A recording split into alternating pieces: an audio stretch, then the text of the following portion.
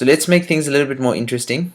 We're going to have another alkene, but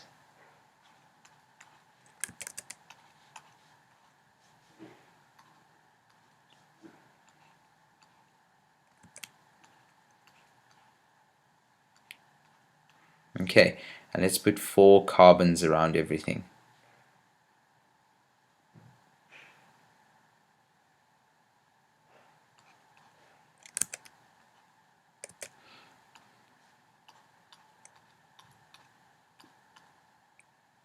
One, two, three, four. 4 little bonds around each carbon. There we go. 1, 2, 3. There's the fourth one. 1, 2, 3, and there's the fourth one.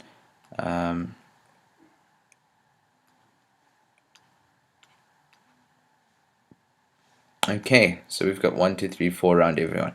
So I know I drew this one a little bit of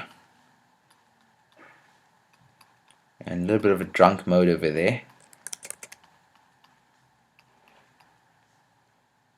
1, 2, 3, 4. And I encourage you to draw it out as well.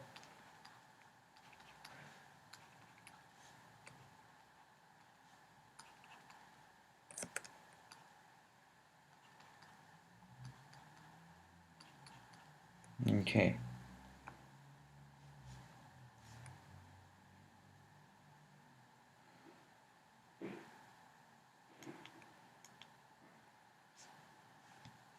Oh, there's a quick way of actually finding the pen. Okay, let's get started. We got a number closest to the double bond, and we're also going to find the longest chain. So closest to the double bond is 1, 2, 3. Here's also 1, 2, 3. It stays on the third carbon. But now what's the longest chain? If I go 1, 2, 3, 4, 5, I can go from this side 1, 2, 3, 4, 5, 6. This is my longest chain.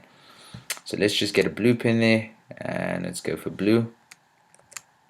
That's 1, that's 2, that's 3, that's 4, that's 5, and that is 6. So you know what is this thing over here. If I go in that line over there, this here is a branch. This is a branch. So 1, 2, 3, 4, 5, 6. 6 carbons. Let's see what 6 carbons is all about. 6 carbons is hex, right? Hex. So let's go back to that. 6 carbons is hex. So what about hex, right? So the main chain is HEX, and there's a double bond there, so it's hexene. It's ENE, and that double bond is on the third carbon, so it's hex 3ene. And also we've got this thing over here that looks like methane, but it's attached to the compound, which makes it methyl. I'm sorry, not methane. Ethane. It looks like ethane, but it doesn't have the last hydrogen because it's bonded to this big chain over here. So this is ethyl. Okay, so now we need to indicate that that is ethyl hex 3ene or 3-hexene. But that ethyl is actually on the fourth carbon. So it's 4-ethyl hex 3ene or 4-ethyl hexene, hex 3ene. Right. So that one was a little bit more complicated because we got a branch. And now finally we need to look at one more example of this hydrocarbon. Feeling very patriotic with the United States colors here. That's a little bit dangerous. Anyway, worrisome.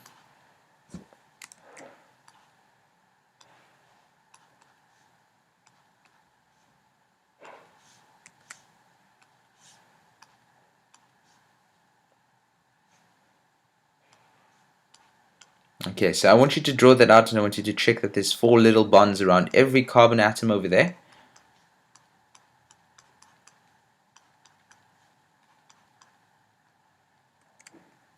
Ooh.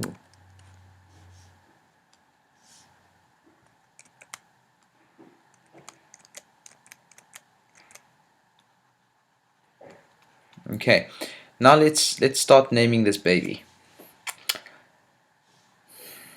Okay, I'm going to do the condensed structural formula first, which is CH3, CH, C, CH,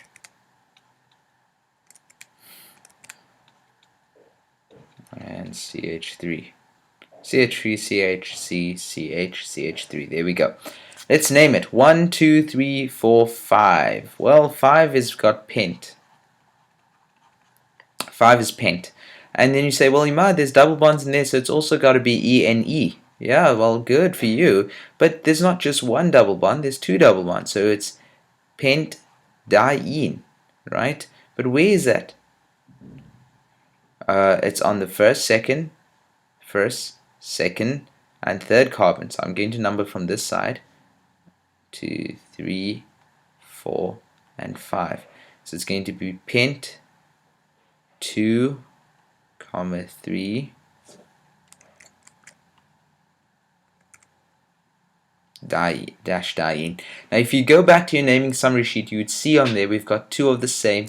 We refer to two of the same as di. Two of the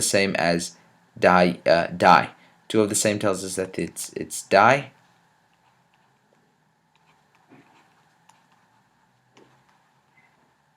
Right, and there's two double bonds in this case, which is on the second and the third carbon.